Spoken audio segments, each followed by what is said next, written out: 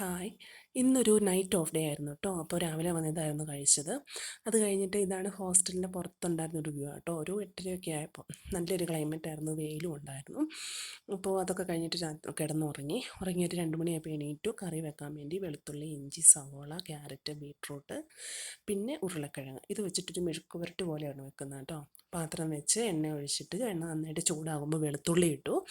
വെളുത്തുള്ളി നന്നായിട്ട് ഒരു ഗോൾഡൻ ബ്രൗൺ ആകുന്നത് വരെ ഒന്ന് ഇളക്കി കൊടുക്കണം. എന്നിട്ട് ഒരു ലൈറ്റ് ഗോൾഡൻ ബ്രൗൺ ആകാൻ തുടങ്ങുമ്പോൾ അതിലേക്ക് കുറച്ച് ഇഞ്ചി ഇട്ട് കൊടുത്തു. ഇഞ്ചി ഇട്ട് കൊടുത്ത് കഴിഞ്ഞിട്ട് രണ്ടും കൂടി നന്നായിട്ട് ഇളക്കണം.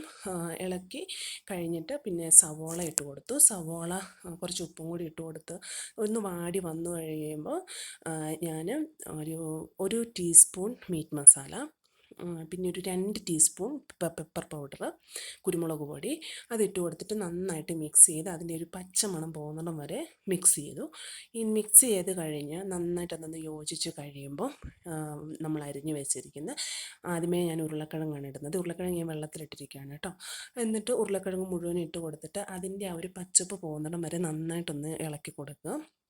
നന്നായിട്ട് ഇളക്കി അത് സവോളയും വെളുത്തുള്ളി ഇഞ്ചിയും ഉരുളക്കിഴങ്ങും കൂടെ നന്നായിട്ട് അത് മിക്സായി വന്നു കഴിയുമ്പോൾ പിന്നെ അതിലേക്ക് നമ്മൾ അരിഞ്ഞു വെച്ചിരിക്കുന്ന ബീട്രൂട്ടും ക്യാരറ്റും കൂടി ഇട്ട് കൊടുത്തു. എന്നിട്ട് അതും നന്നായിട്ട് ഇളക്കി യോജിപ്പിക്കണം. നന്നായിട്ട് ഇളക്കി ഒരു 1-2 മിനിറ്റ് നന്നായിട്ടൊന്ന് മിക്സ് ചെയ്ത് കഴിഞ്ഞിട്ട് ഇപ്പം ഞാൻ സ്റ്റൗ വെച്ചിരിക്കുന്നത് ഹൈ ഫ്ലെയിമിലാണ് കേട്ടോ.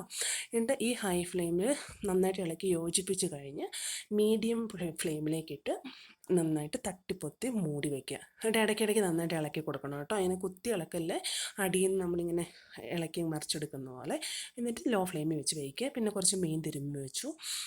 അത് കഴിഞ്ഞിട്ട് മീൻ വറുത്തു. പിന്നെ ഇതാണ് കറിയുടെ ഫൈനൽ ലുക്ക്. ഇത് ഞാൻ ഇച്ചിരി ഓയിലാട്ടോ ഒഴിച്ച്, എൻ്റെ കയ്യിൽ വെളിച്ചെണ്ണ ഇല്ലായിരുന്നു, അതുകൊണ്ട് ആ ഓയിൽ പോകാൻ വേണ്ടി അങ്ങനെ വെച്ചതാണ്.